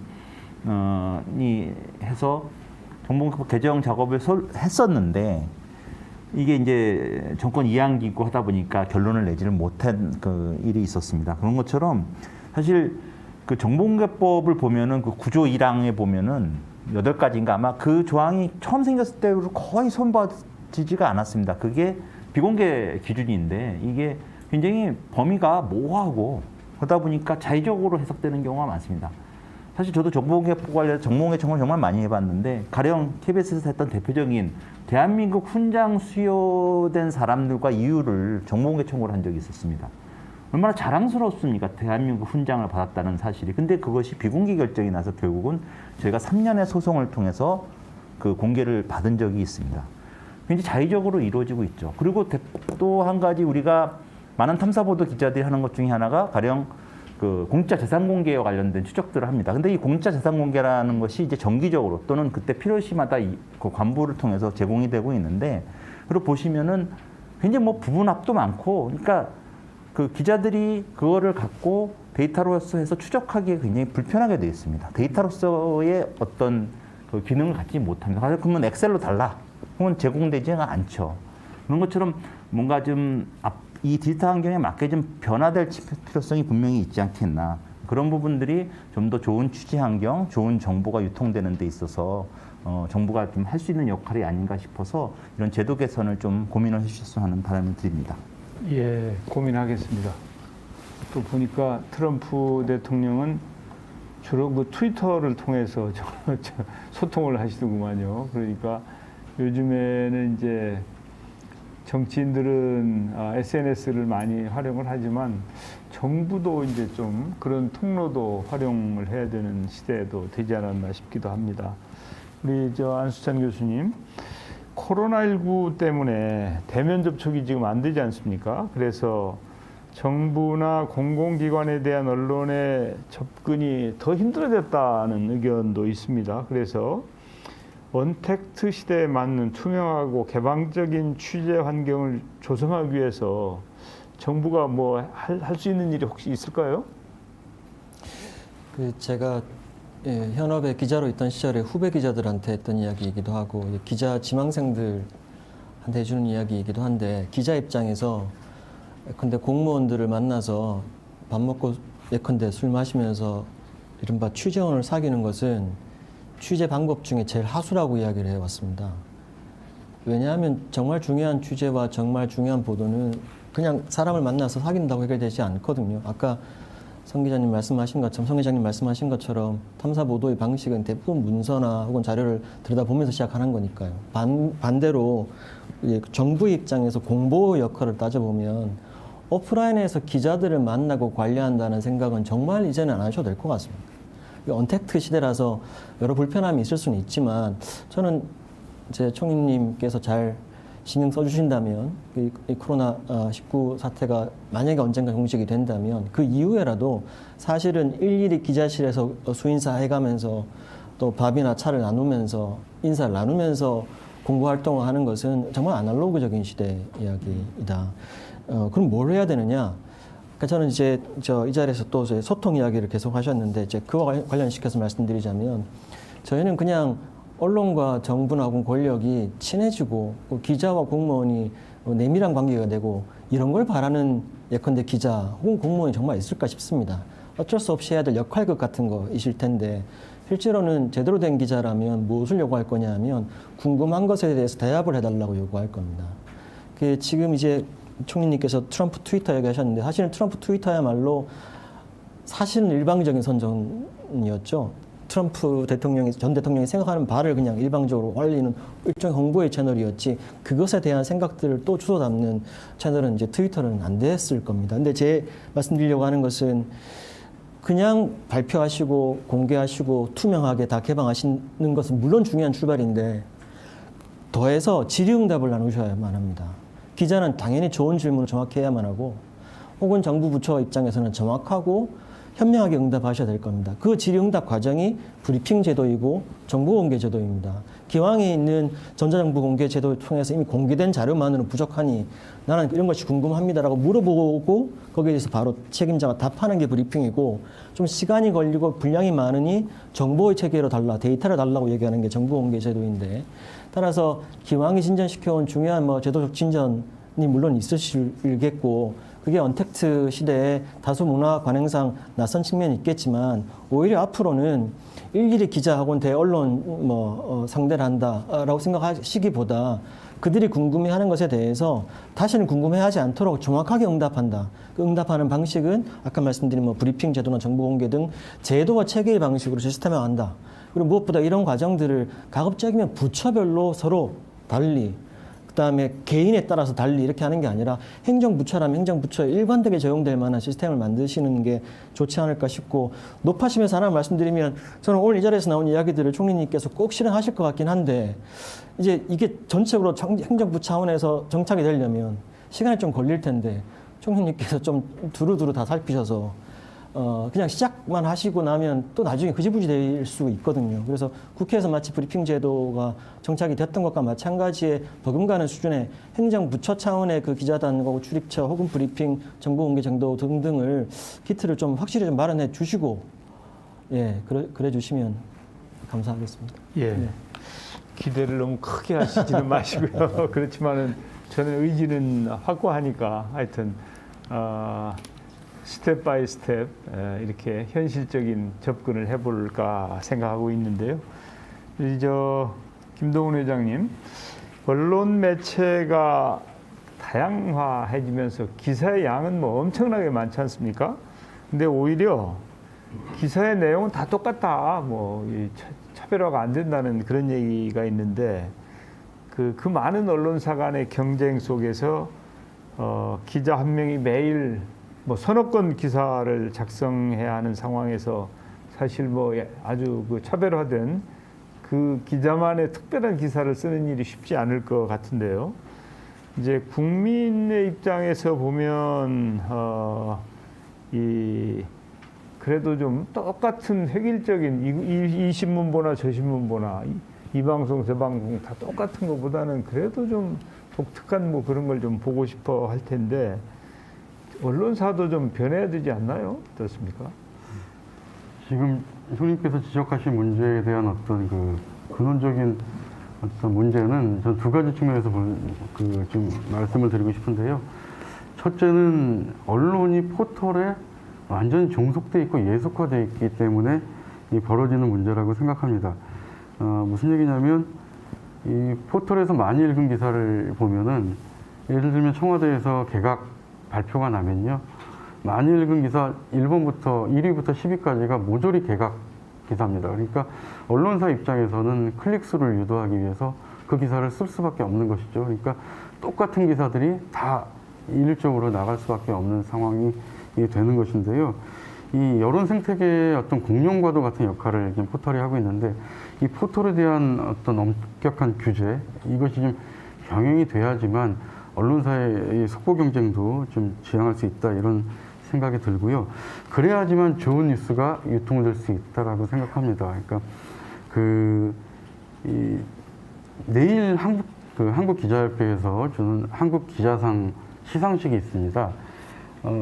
거기에 2020년도에 가장 좋은 보도, 특정 보도, 그리고 또 심층 취재 이런 것들에 대해서 심사를 해가지고 내일 시상식을 하는데요.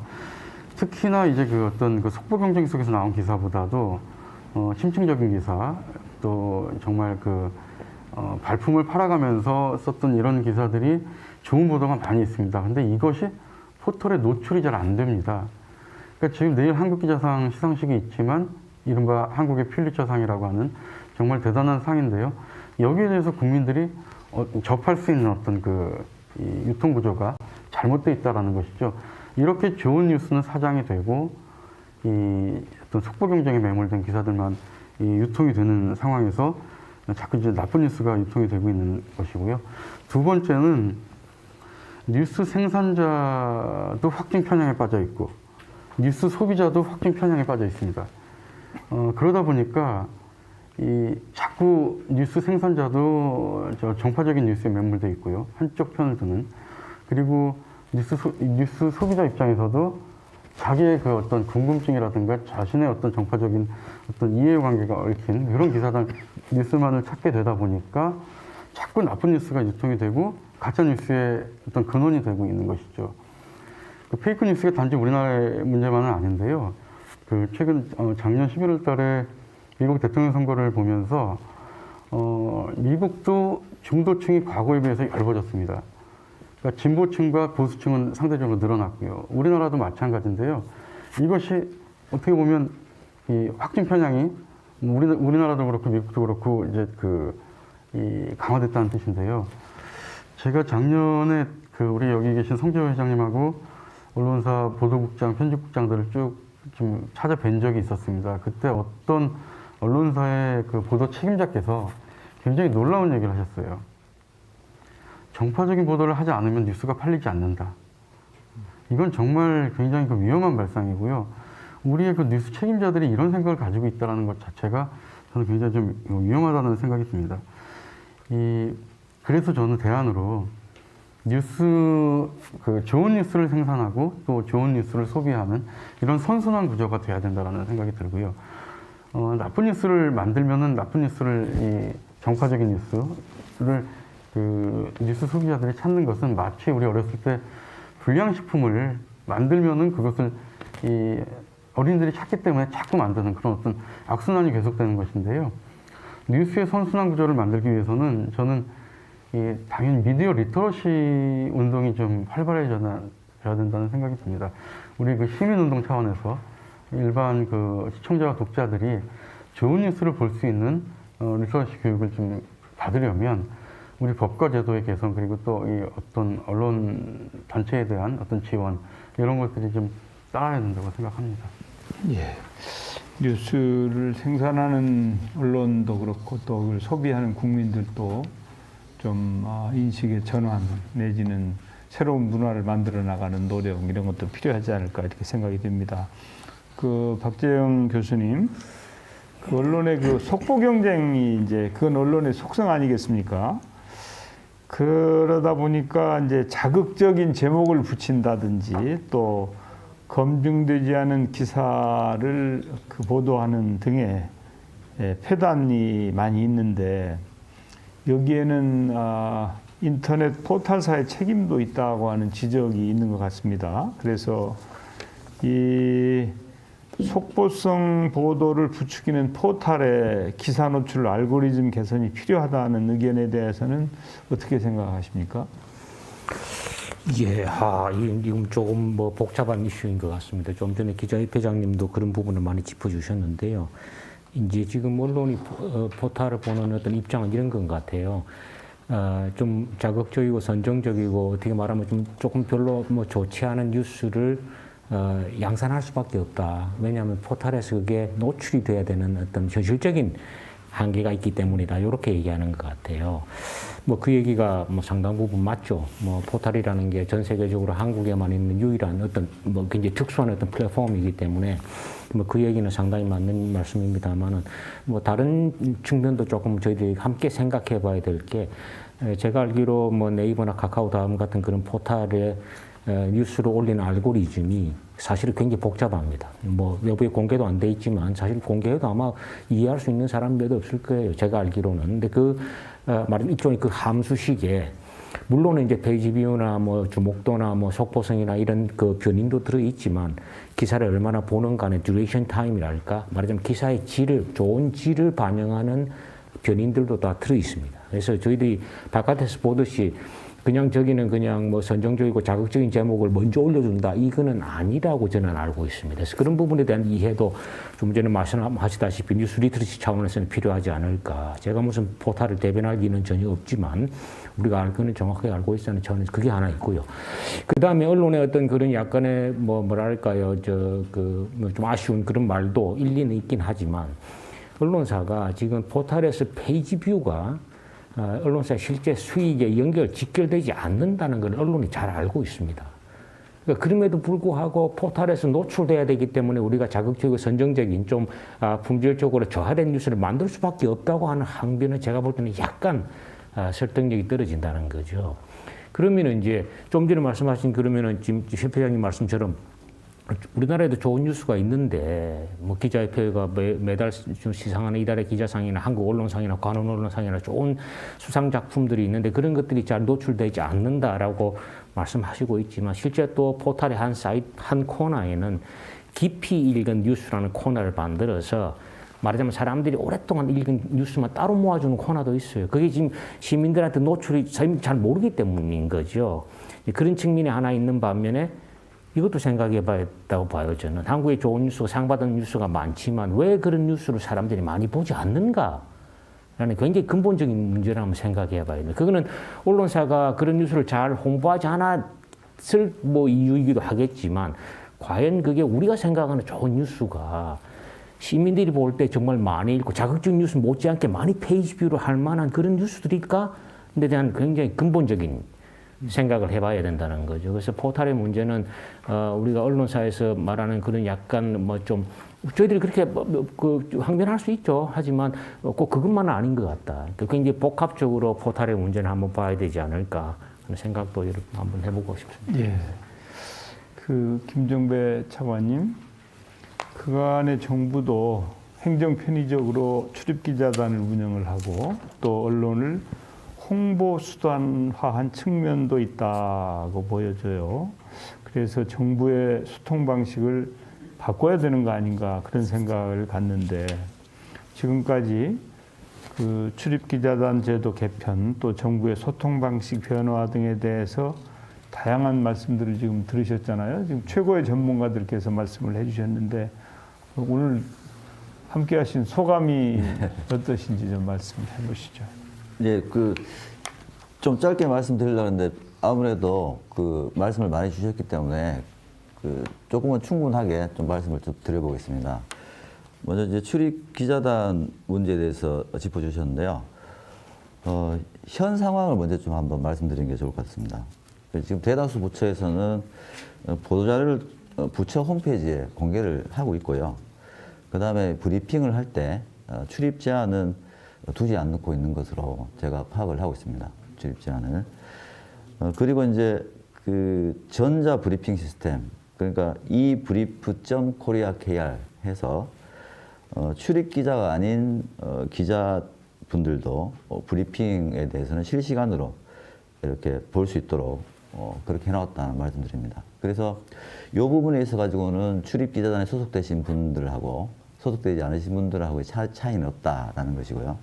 다만 엠바고가 걸린 보도자료를 좀 더 일찍 받아볼 수 있다는 거.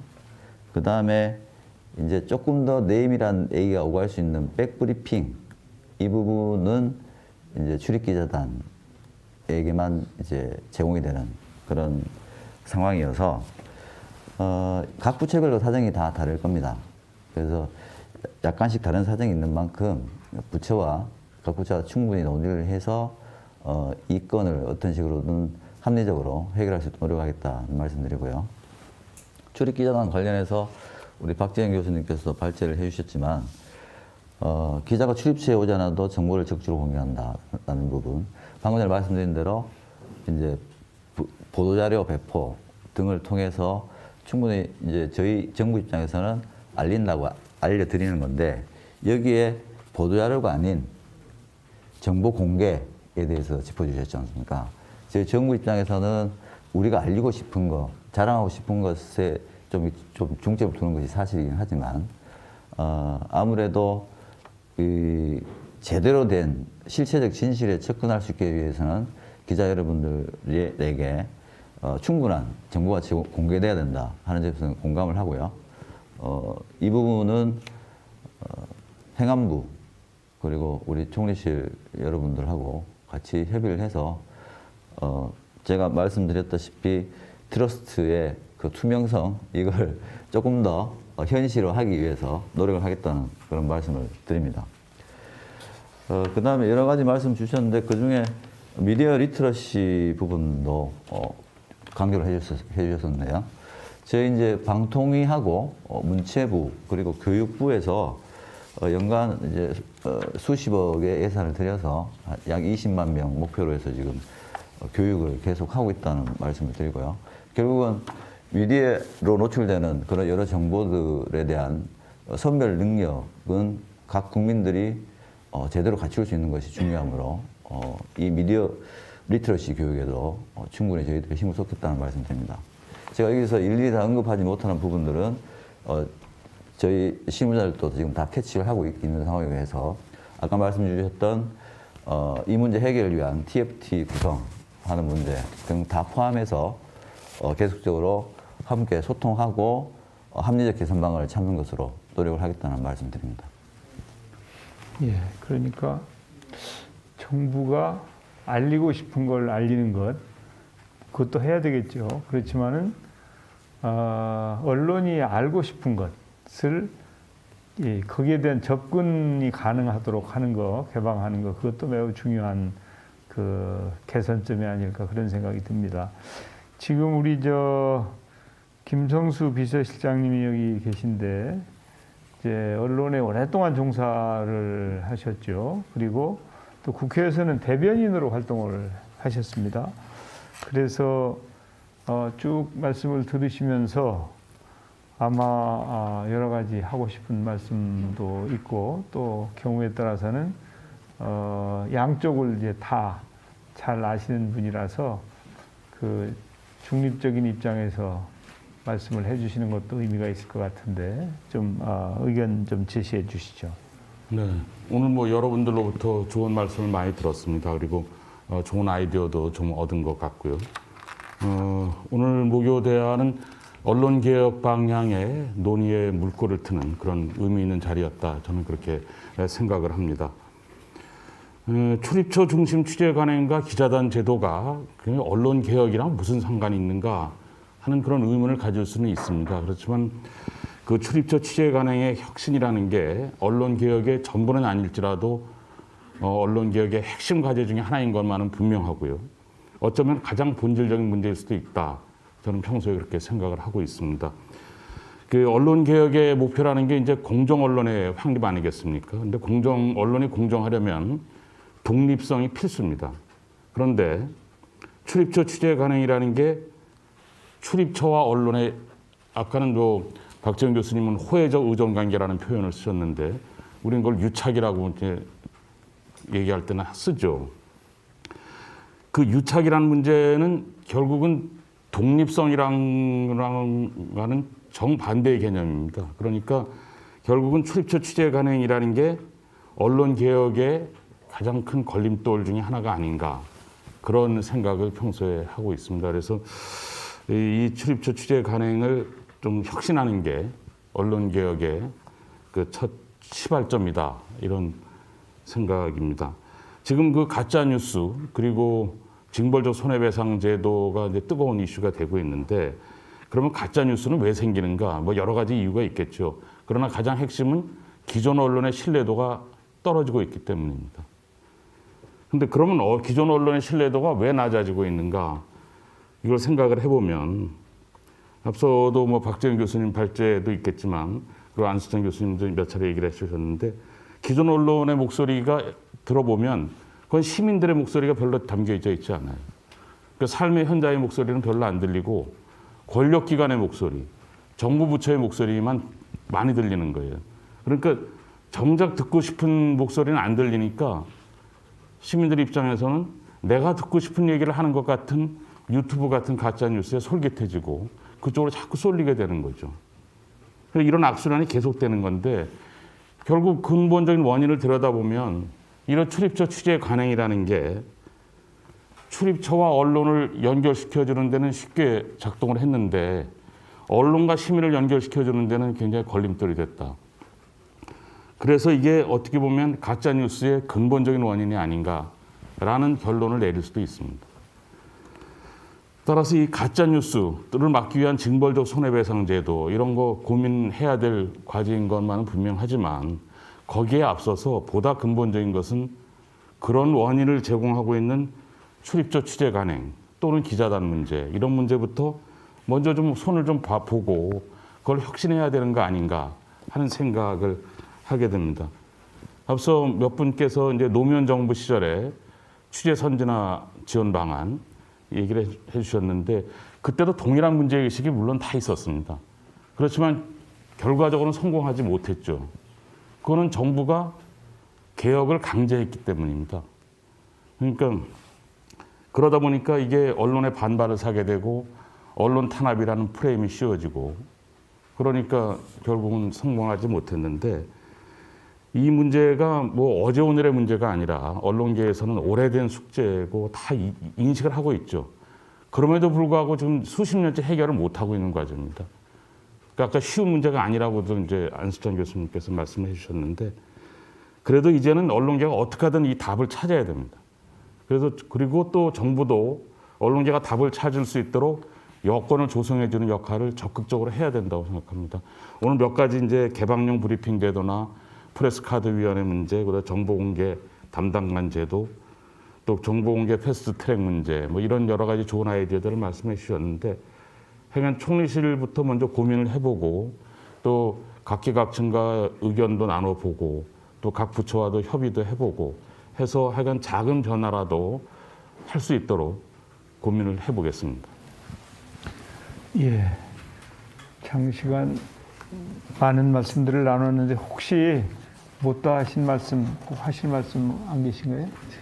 시간이 많이 갔는데 예, 그래도 그래도 꼭 드려야 될 것 같아서 괜찮습니다. 말씀 예. 한번. 지금 뭐 비서실장님께서도 말씀을 꺼내주셨지만 사실 언론개혁이라는 화두는 모든 국민한테 지지를 받고 있는 매우 중요한 문제입니다. 사실 바뀌어야 되고 개혁돼야 되는 것은 분명한 사실입니다. 다만 이 언론개혁을 얘기하는 데 있어서 이 현업 언론인 입장에서는 단 두 가지만 좀 부탁드리고 싶은 생각이 있습니다. 첫 번째는 언론을 잘못된 언론, 잘못된 저널리즘, 나쁜 저널리즘을 잡고 고치는 거 중요합니다. 근데 이 접근을 하는 방식이나 태도가 뭔가 고쳐야겠다, 혼내줘야겠다 라는 방식이지 아닌가, 이런 고민이, 의심이 들 때가 가끔 있습니다. 사실 언론이라는 거는 저는 이 민주주의를 지탱하는 하나의 또 다른 그 시스템이라고 생각을 하거든요. 그래서 이 시스템을 저는 잘 만드는 것이, 잘 가꾸는 것이, 좋은 보도, 좋은 언론, 좋은 저널리즘을 만들어 나가는 것이 훨씬 더 중요하다는 생각이 듭니다. 지금 정부와 여당, 특히 이제 국회에서는 징벌적 손배제라든지 뭐 기사열람 제한은 이런 여러 가지 이른바 혼내준다는 측면에서의 그 제도들이 현재 빠른 속도로 논의가 진행되고 있습니다. 근데 이 과정에서 사실 이것이 입법화된다는 것이 거의 규정사실화처럼 현재 진행되고 있다는 느낌을 받고 있습니다. 왜냐하면 언론현업단체라든지 어떤 관련 학회라든지 어떤 충분한 과연 토론이 있었느냐, 충분한 논의가 있었느냐, 과연 나쁜 저널리즘을 잡겠다고 하는 것이 혹시 탐사 저널리즘을 어렵게 만들지는 않을까, 이것이 저희 현업 언론인들의 걱정입니다. 또 하나는 사실 아까도 지적해 주셨지만 이 언론의 문제는 지금 이 자리를 이렇게 보면 학계에서도 나와 계시고 우리 현업 기자들 단체도 나와 있습니다. 하지만 언론은 이 두 가지로만 이루어지는 게 아니죠. 대표적인 게 또 아까도 지적한 것처럼 언론사 경영적인 측면이 있습니다. 언론사주가 있을 거고 언론사가 있는 거죠. 또 하나는 시장 구조가 있는 거예요. 우리나라가 갖고 있는 대표적인 게 이제 포탈을 통한 유통, 이런 관련된 모든 문제들이 지금 복합적으로 드러나면서 현재 언론의 위기, 신뢰 위기를 가져오고 있다고 생각합니다. 그런 측면에서 저는 당시 우리 총선, 지난 총선에서 여당에서 약속했던 미디어 혁신 기구, 이거 약속을 빨리 좀 이행을 하는, 그러니까 징벌적 손배자는 이런 것만 머무를 것이 아니라 공약으로 약속한 미디어 혁신 기구 논의 빨리 띄워서 전체적인 논의, 이 문제를 한번 논의를 들어가야 된다. 또 하나는 대통령께서도 당시 후보 시절 약속하셨던 공약들이 있습니다. 언론 공약들이 있습니다. 대표적인 게 이제 공영방송의 지배구조 개선 문제죠. 하지만 지난 4년 동안 이 부분이 거의 진척이 이루어지지 않았습니다. 사실 그래서 이런 부분들이 이제라도 좀 논의가 시작이 돼서 어떤 약속들이 좀 지켜지고 함께 언론 개혁의 이 큰 범위 속에서 논의가 될 수 있도록 우리 총리님께서 좀 많이 오늘처럼 이렇게 신경을 써주시면 정말 감사하겠습니다. 잘 알겠습니다. 혹시 더 말씀하실 분 안 계신가요? 예. 오늘 언론 분야의 전문가들을 모시고 정부와 언론의 바람직한 소통 방향에 대한 정말 그 생산적인 논의가 있었다고 생각이 됩니다. 박재영 교수님께서 앞선 발표에서 말씀을 하셨듯이 중요한 것은 시민의 정보 접근권을 폭넓게 그리고 실질적으로 보장하는 것이다 이렇게 생각이 됩니다. 이를 위해서는 자유롭고 공정한 취재 환경 조성에 정부와 공공기관이 앞장서야 된다고 생각을 합니다. 국회 등록제와 개방형 브리핑 제도를 보면 처음엔 다소 혼란이 있었습니다만은 현재는 잘 안착돼서 운영이 되고 있습니다. 투명하고 건강한 언론 소통을 위해서 한 걸음씩 의미 있는 변화가 필요한 것 같습니다. 우선 그 총리실부터 문턱 없는 디브리핑을 신설해서 국민께서 보다 쉽고 편하게 정부 정책에 접근할 수 있도록 하고 인플루언서들을 통해서 격의 없이 소통도 한번 해보고자 하는 생각을 가지고 있습니다. 대국민 소통 주무부처인 문화체육관광부에서도 출입증 발급이라든지 정보 공개 범위 등 기존 관행을 면밀히 살펴서 개선 방향을 함께 고민해 주시기 바랍니다. 오늘 논의를 바탕으로 그동안의 정부와 언론 간의 부조리한 관행을 타파하고 합리적이고 공정한 개선 방안이 마련될 수 있도록 최선의 노력을 다하고 싶습니다. 바쁘신 와중에도 오늘 모교대화에 참석해 주신 여러분들께 진심으로 감사의 말씀을 드립니다. 고맙습니다. 네.